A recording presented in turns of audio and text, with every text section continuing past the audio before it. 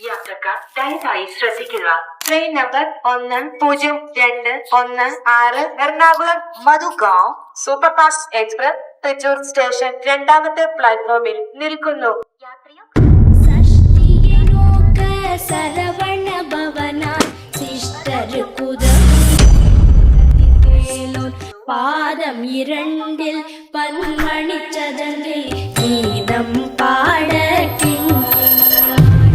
சஷ்டியை நோக்க சரவண பவனார் செங்கதிர்வேலோன் பாதம் 2